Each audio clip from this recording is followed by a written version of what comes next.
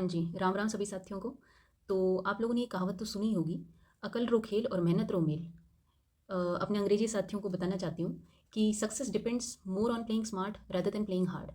तो बात ऐसी होती है कि अगर आप बुद्धि से खेलते हो ना तो हाथी भी रस्सी से बन जाता है। तो it's about how smart you play. अब आप लोगों ने अपनी मेंस प्रीलिम्स की तैयारी कर ली और अब मेंस आने वाला है अपना। और अपन आरएएस वाले बच्चों की जो सबसे बड़ी दिक्कत मैंने देखी है कि उनका गोल सिर्फ प्रीलिम्स तक सीमित होता है, वो तैयारी ही प्रीलिम्स की करते हैं। फिर प्रीलिम्स निकल जाता है तब उनको लगता है कि अब क्या। तो वो भूल जाते हैं कि मेंस के मार्क्स ही सिलेक्शन दिलाते हैं। तो आज हम जिस टॉपिक पर डिस्कस करेंगे वो ये है कि हम मेंस में फेल क्यों होते हैं और हम उससे कैसे बच सकते हैं, और हम कैसे कोशिश कर सकते हैं कि अपन का बेड़ा पार हो जाए और फाइनल लिस्ट में सीधा नंबर आए। तो बिना वक्त जाया करे अपन सीधे टॉपिक पे आते हैं कि why do people fail in mains. तो सबसे पहला रीज़न तो मैंने वो बता दिया कि हमने मेंस की तैयारी की ही नहीं होती है। हाँ, कभी कभार कर रहे होते हैं थोड़ा बहुत, लेकिन अच्छे से कभी तैयारी नहीं करते हैं, जो सबसे बेसिक रीज़न है कि बच्चे फेल हो रहे हैं। सबसे पहला रीज़न है फेल होने का कि हम सिलेबस को देखते ही नहीं हैं। वी ओवरलुक द सिलेबस और रैंडम कुछ भी पढ़ते रहते हैं। ठीक है, हम रैंडम कोई भी नोट्स पढ़ेंगे, रैंडम बुक्स पढ़ेंगे और उनको ब्लाइंडली पढ़ते रहेंगे। हम ये देखते ही नहीं कि हमारे सिलेबस में क्या लिखा है। ठीक है, जैसे फॉर एग्जाम्पल मैं आपको बताऊं, वर्ल्ड हिस्ट्री के अंदर में अपने को दे रखा है इम्पैक्ट ऑफ वर्ल्ड वॉर। ठीक है, इम्पैक्ट ऑफ वर्ल्ड वॉर या फिर विश्व युद्ध के प्रभाव। तो इन्होंने हमसे सीधा टॉपिक बोला है कि विश्व युद्ध के प्रभाव बताइए। अब इससे सीधा आरपीएससी अपने से क्या बताएगा, पूछेगा। आप मुझे बताओ। आरपीएससी इतना इजी उसने अपना सिलेबस बना रखा है कि उसने स्पेसिफिक टॉपिक दे रखे हैं सिलेबस के अंदर में, उससे बाहर वो कुछ नहीं पूछता है। अगर आप वहीं बशर्ते यूपीएससी का सिलेबस देखो तो वो बहुत जनरल टॉपिक दे के रखते हैं और उसमें से टॉपिक्स, उसमें से क्वेश्चन पूछते हैं। तो वहाँ ये कहा जा सकता है कि हाँ, इट्स टफ टू रिकोगनाइज कि वो कहाँ से क्वेश्चन पूछेगा, पर यहाँ बिल्कुल भी टफ नहीं है ये पता कर पाना कि क्वेश्चन कहाँ से आएगा। वैसे एक और एग्जाम्पल हम देखें तो जैसे फिजिकल पॉलिसी है, राजकोषीय नीति, ये इन्होंने इकोनॉमी के अंदर सीधा टॉपिक दे दिया, फिजिकल पॉलिसी या राजकोषीय नीति। अब आपको सीधा फिजिकल पॉलिसी पढ़ना है, अब ना वो इधर पढ़ना है ना उधर पढ़ना है, आपको सीधा फिजिकल पॉलिसी पढ़ना है। तो इतना इजी इन्होंने सिलेबस कर रखा है, सारी चीज़ें स्पेसिफिक बता रखी हैं। आप अपने सिलेबस को अपने सामने रख लीजिए, चिपका लीजिए अपने सामने, और उसमें से सीधा आप सिलेबस का पॉइंट देखिए और वही सिर्फ उतना ही पढ़िए और आगे बढ़िए। ठीक है, कम पढ़ो, आगे बढ़ो, और सिलेबस के बाहर कुछ मत पढ़ो। ठीक है, ऐसे ही नहीं कि कोई भी आपने बुक उठाई पूरी बुक पढ़ने लग गए, कोई भी नोट्स उठाए पूरे नोट्स पढ़ने लगे, ऐसा करना बंद करो। ठीक है, सिलेबस को गीता ही मान लो। फिर दूसरा सबसे बड़ा फेलियर जो मुझे अपने अपन सब लोग के पार्ट पे लगता है वो ये लगता है कि हम बिल्कुल भी कॉस्ट बेनिफिट एनालिसिस नहीं करते हैं। हम विश्लेषण ही नहीं करते हैं कि किस तरीके के क्वेश्चंस आ रहे हैं, किस सब्जेक्ट का कितना वेटेज है, उसका किस सब्जेक्ट में हमें कितना इनपुट देना है कि हमें आउटपुट बढ़िया मिले। ये सब चीज़ हम देखते ही नहीं है। ठीक है, हम क्या करते हैं, जैसे फॉर एग्जाम्पल सबसे पहले बच्चों को पढ़ाया जाता है Rajasthan history and Rajasthan culture. तो बच्चे क्या करेंगे, सीधे राजस्थान हिस्ट्री और राजस्थान कल्चर पढ़ते रहेंगे, उतना भावुक हो जाएंगे कि उसी को पढ़ते रहेंगे। ठीक है, आपको ये देखना है कि इंपॉर्टेंस क्या है, रिलेटिव इंपॉर्टेंस क्या है। अगर आप देखिए तो राजस्थान हिस्ट्री और राजस्थान कल्चर ये हिस्ट्री के अंदर एक पार्ट है, सब पार्ट है। ठीक है, इसके साथ वर्ल्ड हिस्ट्री भी है, इंडियन हिस्ट्री भी है, इंडियन आर्ट एंड कल्चर भी है। उसमें से आप खुद एनालाइज करो कि Rajasthan history and art and culture से वो कितने क्वेश्चन पूछ लेगा, 20 से 25 मार्क के क्वेश्चन पूछ लेगा। पर फिर भी आप इसके अंदर 15 से 20 दिन दोगे, कोई पूछने वाला है क्यों? You have no reason for that. वहीं अगर आप देखो तो ऐसे काफ़ी छोटे सब्जेक्ट्स हैं, जैसे व्यवहार हो गया, बिहेवियर, लॉ, अकाउंट्स, ऑडिटिंग। इनमें क्या है कि आपको 20 मार्क्स का क्वेश्चन आ रहे हैं। आपको पता है कि बिहेवियर की एक साइकोलॉजी की बुक है, आपको आरबीएससी वाली 11th और 12th दो वो पढ़नी है। तो बहुत फेयर चांस है कि अगर आपने उसमें से 7 क्वेश्चन की बुक पढ़ी है, 7 क्वेश्चन प्रिपेयर किए हैं आपने, तो उसमें से हाँ आपके आ ही जाएंगे, 6 से 5 क्वेश्चन आपको आते ही आते होंगे। तो इसका कॉस्ट बेनिफिट एनालिसिस ज़्यादा है। एक तो इसका सिलेबस कम है, फिर आपने जितना पढ़ा उतना उसमें से आने की संभावना ज़्यादा है। तो आपने इनपुट कम दिया और आउटपुट मैक्सिमम आया। वहीं अगर आप देखो तो Rajasthan history and art and culture आप पोथियाँ की पोथियाँ पढ़ दो, ठीक है, फिर भी कोई गारंटी नहीं है कि आपको क्वेश्चन आता होगा, क्योंकि वो लोग क्वेश्चन ही इतना पेचीदा पूछ रहे हैं इसमें से। ठीक है, तीसरी सबसे बड़ी फेलियर अपने पार्ट पे ये रहता है कि हम पीवाईक्यू का विश्लेषण करते ही नहीं हैं। ठीक है, अगर आरएएस मोक्ष है तो पीवाईक्यू मार्ग है। ठीक है, अब क्या होता है कि अब इस बार अगर अपन दो केस बनते हैं, अगर अपन ने एनालिसिस किया पेपर का और अपन ने नहीं किया एनालिसिस पेपर का, तो जब अगर अपन ने पेपर एनालिसिस किया है तो क्या हो सकता है कि या तो पेपर पैटर्न पे आएगा या नहीं आएगा, जैसे इस बार आरएएस प्रीलिम्स में हुआ। अगर पेपर पैटर्न पे नहीं आ रहा तो डरने की कोई बात ही नहीं है। क्यों? सबकी नाव डूबेगी, तुम्हारी अकेले की तो डूबेगी नहीं। ठीक है ना, किसी को नहीं आएगा क्वेश्चन, तुमको भी नहीं आएगा, इससे तो तुम कभी फेल नहीं होगे। तो उससे घबराना नहीं चाहिए बिल्कुल भी। इस बार देख लो, बच्चों को क्वेश्चन नहीं आ रहे थे, कट ऑफ इतनी ड्रास्टिकली नीचे गिर गई। तो ऐसे 2-3 रैंडम क्वेश्चन हर जगह आएंगे, उनको देख के कभी घबराना नहीं चाहिए। जैसे अकाउंट्स में इस बार क्या हुआ था कि न्यूमेरिकल्स पूछ रखे थे, मतलब 2024 वाले पेपर के अंदर न्यूमेरिकल पूछ रखे थे। तो अब इसका मतलब ये नहीं कि उसने हमको न्यूमेरिकल पूछ लिए तो हम पूरे अकाउंट की बुक्स में जितने भी न्यूमेरिकल हैं वो करने लगे हैं, ठीक है। पॉइंट ये है कि आपको पेपर को रफली एनालाइज करना है, किस तरीके के क्वेश्चंस आ रहे हैं। एक दो रैंडम क्वेश्चन आ रहे हैं उनको आप इग्नोर भी कर सकते हो, ठीक है। आपके पास अगर इतना टाइम नहीं है, आप उनको इग्नोर करने का सेंस है कि आप जो मोटा मोटी दिख रहा है आपको कि जो बहुत इंपॉर्टेंट टॉपिक है अकाउंट्स का, सिर्फ उसके न्यूमेरिकल निकाल के देख लो, सबके न्यूमेरिकल ना निकालने बैठो, ठीक है।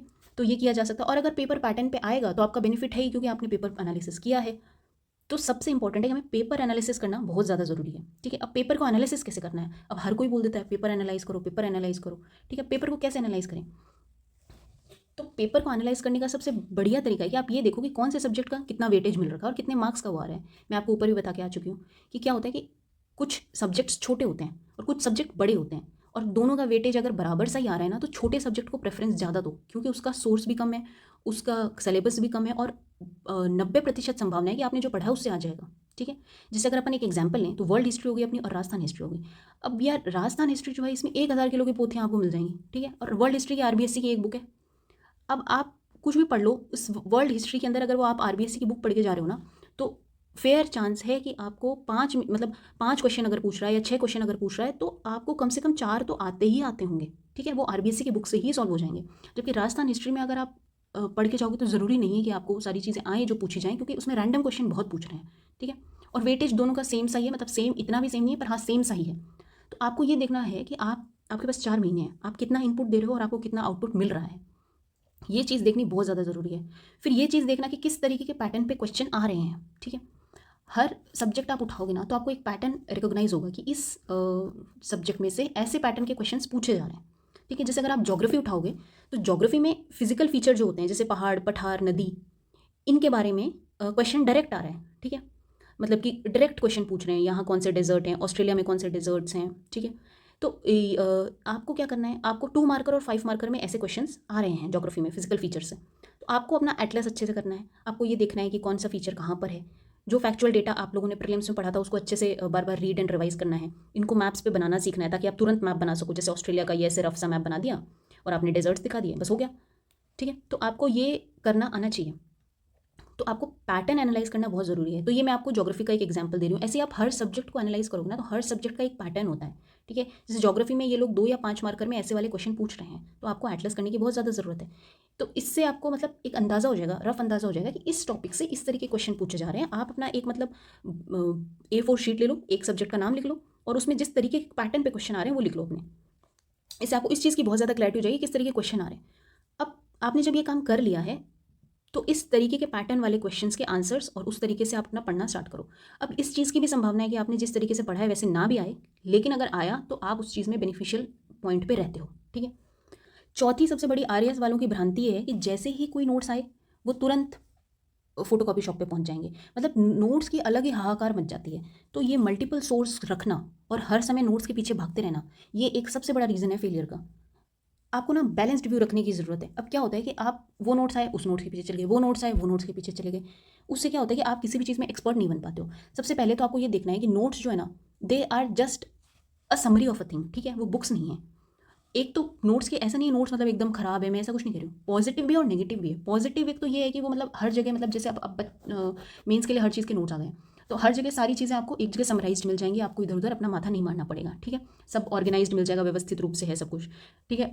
ऐसे प्रॉपर डेफिनेशंस मिल जाएंगी या उदाहरण मिल जाएंगे, ठीक है। ये तो हमने पॉजिटिव साइड देखी नोट्स की। एक नेगेटिव साइड होती है कि इसमें इंसान की खुद की इनोवेशन चली जाती है। आपको वो लोग ब्यूरोक्रेट बना रहे हैं, ठीक है, आपको प्रशासन चलाना है। अगर आप अपना दिमाग ही नहीं इस्तेमाल करना जानोगे तो आप कैसे प्रशासन चलाओगे? तो ऐसे नहीं, मतलब सबका सब एक, आप जो नोट्स पढ़ रहे हो वो नोट्स आप ये समझो कि पूरे आरएएस में जो भी बच्चे एग्जाम देने बैठ रहे हैं वो सब वो नोट्स पढ़ रहे हैं, तो आप ऐसा क्या नया कर रहे हो कि वो आपको सेलेक्ट करेंगे। और दूसरी बात कि नोट्स की कोई ऑथेंटिसिटी नहीं है ना। ऑथेंटिसिटी इन द सेंस कि जो ऑथेंटिसिटी बुक्स की है वो ऑथेंटिसिटी नोट्स की नहीं है। जो ऑथेंटिसिटी राइटर्स की है वो ऑथेंटिसिटी नोट्स की नहीं है। नोट्स आपको एक सरफेशियल अंडरस्टैंडिंग देते हैं, तो नोट्स नोट्स की जगह हैं, बुक्स बुक्स की जगह हैं। तो इन दोनों को मिक्स करने की कोशिश ना करें। अब वर्ष मैंने आपको ये कहा, इसका मतलब ये नहीं कि अब हम सब बुक्स पढ़ने लगेगा, 4 महीने बचे हैं, बात वो नहीं हो रही है। बात ये हो रही है कि आपको बैलेंस्ड व्यू रखने की ज़रूरत है। जो भी नोट्स मार्केट में आ रहे हैं सबके पीछे भागने की ज़रूरत नहीं है। कोई भी एक नोट्स जो आपकी समझ में है उनको उठाइए और रिपीटेड रिविजन कीजिए। वो होता है ना, करत करत अभ्यास की जड़मति होत सुजान, वो वाली बात है। Repeated revision will only solve your problem, ठीक है। रिपीटेड रिविजन की ज़रूरत है। एक नोट्स उठाओ और बस उसको पढ़ने लगो, वही चीज़ आपको पास कराएगी। ऐसे बतेरे नोट्स, मतलब वो नोट्स आए फिर वो नोट्स आए, ऐसे इनके पीछे भागना बंद करो, ठीक है। अब पॉइंट आता है कि ठीक है ये बता दिया आपने, तो अब हम 4 महीने में क्या करें कि भाई हमारा सिलेबस भी कवर हो जाए और पूरी बुक्स भी ना पढ़नी पड़े क्योंकि हमने पढ़ी नहीं है अभी। तो अब हम क्या कर सकते हैं, इन 4 मंथ के अंदर में आप नोट्स को, एक कोई भी नोट्स आप उठाइए, उनको सप्लीमेंट की तरह यूज़ कीजिए और उनको मेन सोर्स की तरह यूज़ मत कीजिए कि बस हमने नोट्स पढ़ लिया और हमारा हो जाएगा, ऐसा नहीं होता है, ठीक है। खुद का इनोवेशन करो, खुद का एनालिसिस करो, क्वेश्चन पेपर देखो आप खुद, मतलब जब आप क्वेश्चन पेपर पढ़ रहे होगे तो आप खुद देखो कि भाई मैं इसमें क्या लिख सकता था इस क्वेश्चन के अंदर, अगर मुझे ये लिखने के लिए दिया जाता है। जैसे सोसाइटी के क्वेश्चन आते हैं या फिर नीति शास्त्र एथिक्स के क्वेश्चन आते हैं, तो अब आपको सब जगह एग्जाम्पल मिल जाएंगे, एथिक्स में ये एग्जाम्पल लिख दो, वो एग्जाम्पल लिख दो, पर आपको खुद भी देखना पड़ेगा कि अगर आप उस जगह होते तो आप क्या एग्जाम्पल लिखते, अपनी लाइफ से एग्जाम्पल लिखो, कहीं और आपने कुछ पढ़ा है वो एग्जाम्पल लिखो, पूरा जो नोट्स में लिखा है वो लिखना बंद करो, ठीक है। अब क्या होता है कि खुद का इनोवेशन करना बहुत ज़रूरी है इसके अंदर में। अब ये चीज़ मैंने आपको ऊपर बताई दी, 2 तरीके के बच्चे होते हैं, एक तो होते हैं अपने सक्सेसफुल स्टूडेंट्स, ठीक है, एक होते हैं मिसलेड स्टूडेंट। सक्सेसफुल स्टूडेंट और मिसलेड स्टूडेंट। मिसलेड स्टूडेंट मैंने आपको बता दिया, एक नोट्स आए फिर 10 दिन बाद कोई और नोट्स आ जाएंगे, फिर और कोई नोट्स आ जाएंगे, ऐसे आप भागते रहो, आपका कोर्स कभी खत्म नहीं होगा, ठीक है। और दूसरे बच्चे होते हैं जो सक्सेसफुल स्टूडेंट होते हैं, वो अपने दिमाग से एनालाइज करते हैं कि भाई क्वेश्चन में क्या पूछा है, दूसरा कोई भी एक या दो नोट्स, मतलब एक नोट्स में अगर सब कुछ नहीं कवर हो रहा है तो 2 नोट्स ले लिए, plus standard books. Standard books का मतलब ये नहीं कि अब आप बड़ी बड़ी पोथियाँ उठा लो, standard books as in RBSC, NCERT, IGNOU notes, ये स्टैंडर्ड बुक्स हैं, ठीक है। मोस्टली यही होता है या प्रोबेबली यही होता होगा कि इन्हीं से आंसर कीज बनती हैं, तो आपको इनको उठाने की ज़रूरत है, साथ में नोट्स को सप्लीमेंट करने की ज़रूरत है, साथ में अपना दिमाग लगाने की ज़रूरत है, और ये तीनों का होने के बाद आपको इनका रिपीटेड रिवीजन करने की ज़रूरत है, ठीक है। कम से कम आपको एटलीस्ट आपने जो कुछ भी पढ़ा है उसको कम से कम 3 से 4 बार रिवाइज करने की ज़रूरत है। रिपीटेड रिवीजन प्लस राइटिंग, ये ही मूल मंत्र है एग्जाम पास करने का। क्लैरिटी ऑफ माइंड बहुत ज़्यादा ज़रूरी है, लिमिटेड सोर्स रखो, बार बार पढ़ो और बार बार लिखो, that could only help you sail through, ठीक है। अब 5वीं चीज़ आती है और जो कि सबसे इंपॉर्टेंट चीज़ है कि हम लिखते नहीं हैं, नॉट राइटिंग इनफ। हम सिर्फ पढ़ते रहते हैं क्योंकि हमको लगता है कि अब टाइम 4 ही महीने बचे हैं, अब 3 ही महीने बचे हैं, अब 2 ही महीने बचे हैं, हमारा तो कोर्स ही नहीं हुआ है। कोर्स कभी भी पूरा नहीं होगा।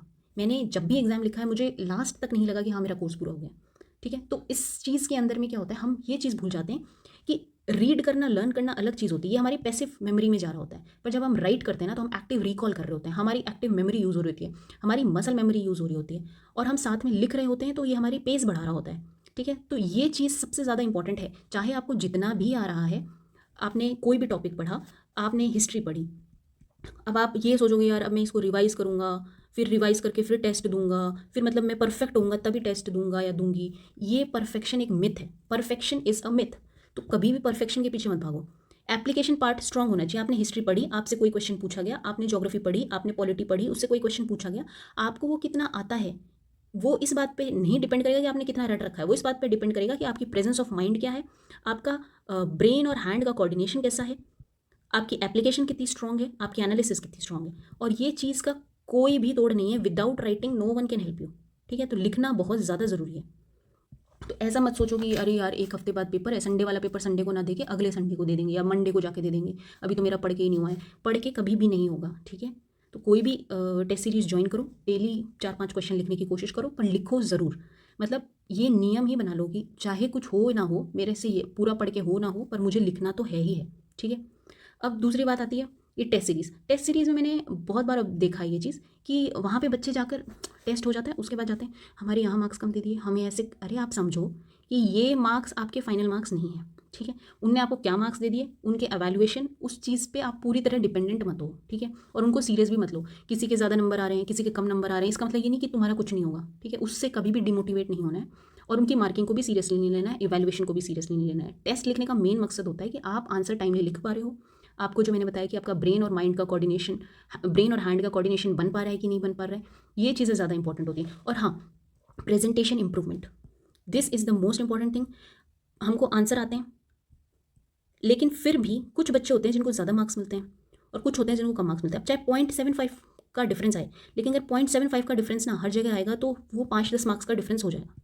5-10 मार्क्स से मतलब 10-12 मार्क्स का डिफरेंस हो जाएगा, और जो कि ह्यूज नंबर होता है। तो प्रेजेंटेशन पे ध्यान देना बहुत ज़रूरी है। मेरी समझ से प्रेजेंटेशन के बहुत मार्क्स मिलते हैं, मुझे लगता है कि मुझे इस चीज़ से बहुत फ़ायदा हुआ है, तो ये चीज़ आपको करने की ज़रूरत है। छठी सबसे इंपॉर्टेंट चीज़ है कि इग्नोर कर देना हिंदी और इंग्लिश को। अब हिंदी और इंग्लिश मैं दोनों इसलिए बोल रही हूँ क्योंकि सबकी अपनी पर्सनल बायसनेस होती है। अब जैसे मैं इंग्लिश में पेपर लिखती हूँ तो मुझे हिंदी टफ लग सकती है, आप हिंदी में लिखते हो तो आपको इंग्लिश टफ लग सकती है। तो जिसे हिंदी आती है वो हिंदी हिंदी पढ़ता रहता है, जिसे इंग्लिश आती है वो इंग्लिश इंग्लिश पढ़ता रहता है, और इस तरीके से वो इग्नोर करते रहते हैं।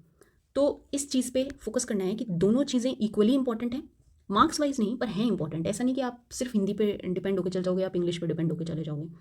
और ग्रामर और राइटिंग दोनों को बराबर फोकस देना है। हमारा मोर फोकस क्या होता है, ग्रामर के ऊपर होता है। हम ग्रामर ग्रामर पढ़ते रहते हैं और हमें लगता है कि हाँ हो जाएगा, राइटिंग तो हो ही जाएगा।